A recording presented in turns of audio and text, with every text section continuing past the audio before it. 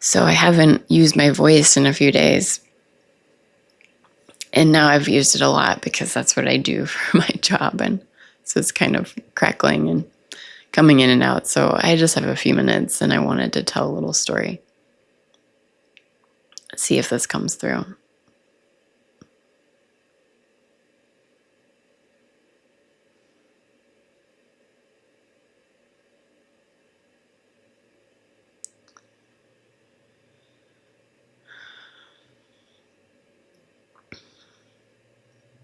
The experience of driving out of my son's school and to work.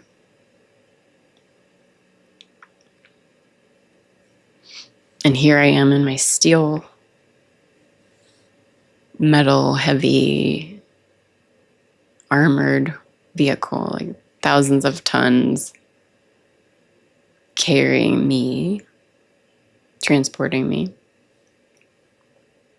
protecting me, my vulnerable human body.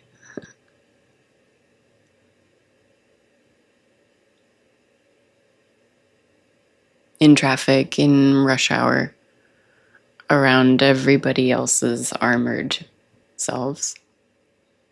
So armored that it's clear that these cars create their own little identities of like, oh, the fast driver, the slow driver, the generous one that lets me in and slows down and isn't in a rush, the one that cuts me off, the one that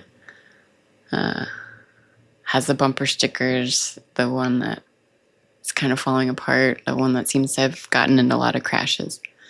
Like how armored. Just the experience of like driving and feeling that armoring that's separating us from each other. Sure, I can see another driver. If I really look, I can see their face.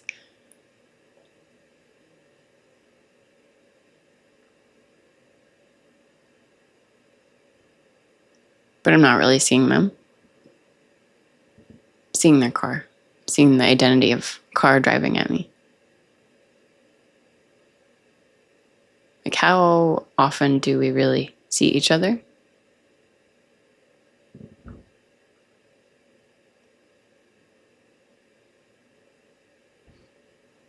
Do we ever? Through the self? Probably not. If we're operating and constantly defending and playing into the conditioning of who I'm supposed to be, then it's really all about me, right? It's all about my car, where this car is going, if my wipers are working, if I'm going to make through the light, or if I'm going to need to take another course. Like, really not seeing that car full of kids. I can't even see their faces. I can't even see how many kids there are, how young they are, who the guardians are like. Are they laughing? Are they yelling?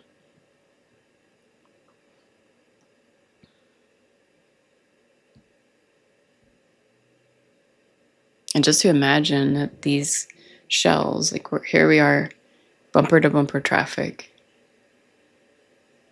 The sun's hitting the metal, it's shining, there's horns, there's the sounds of cars whizzing by and trucks. And just to imagine the steel just disappearing.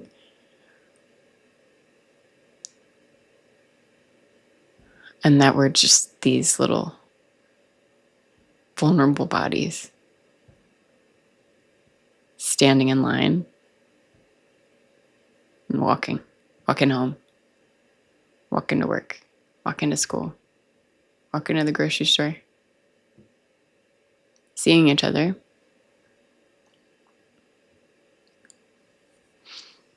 But we still probably won't see each other unless we go to school, to my son's school. That's the image that comes up. Like how awake those little ones are. How really closely they're paying attention at a certain age. How they're even holding hands with each other as they walk to the next event or activity. How much awe and wonder and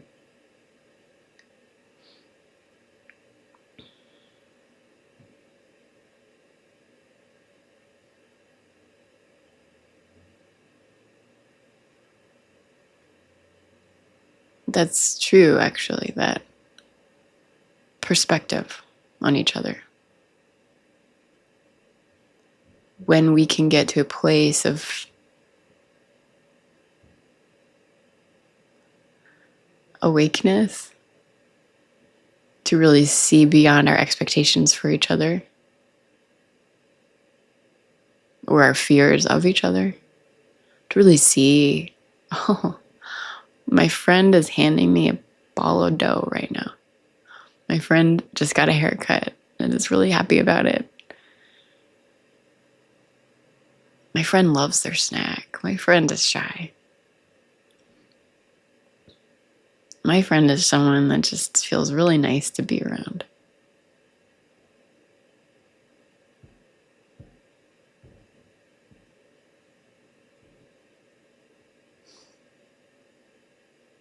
And then beyond the words of just seeing each other, observing, attuning.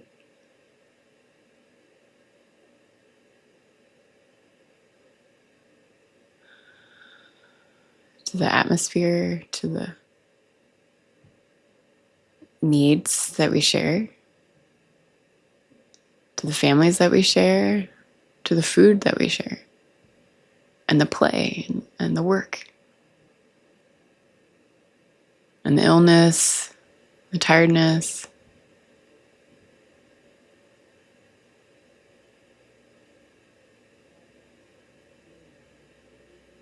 When I work with couples, often there's this belief that the right person brings out the best in me. Kind of like waiting for this person that will allow me to see them and to see myself.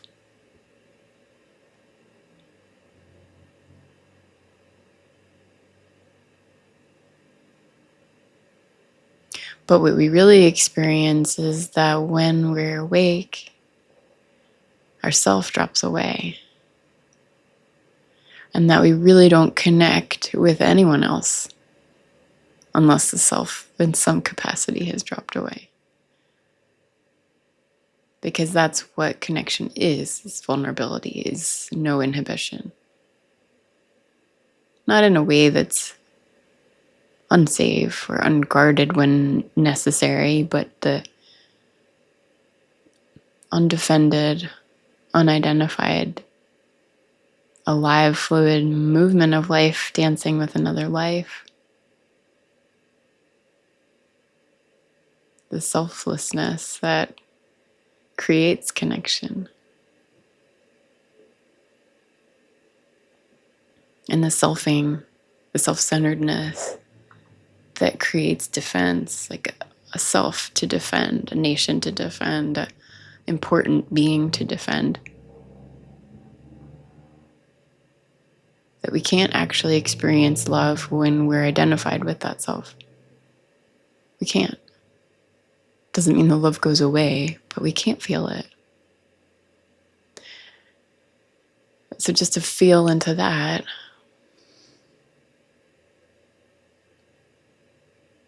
that if you've ever felt love and known love, as we all have, that you know awakening,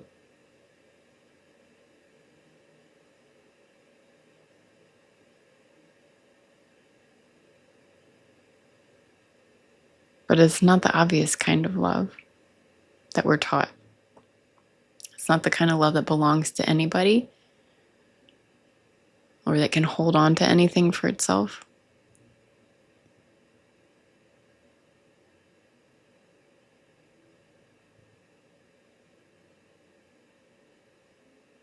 It's the most powerful force. It is the force of life.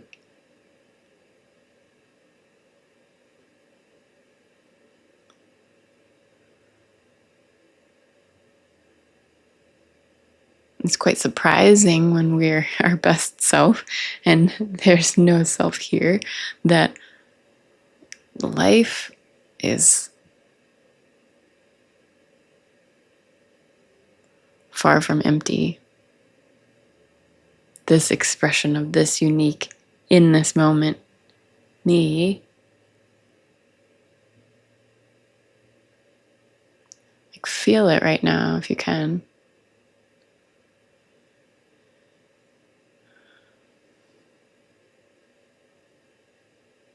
What is life creating through you right now?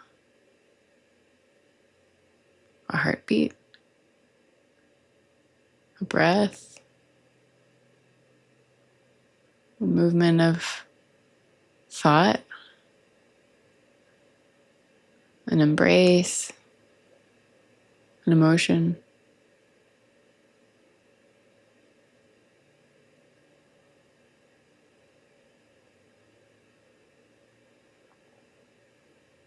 Everything? Nothing?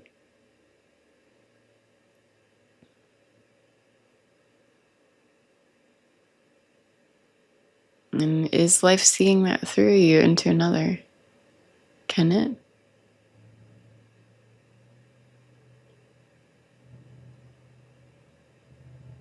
Right now, right here, again and again and again.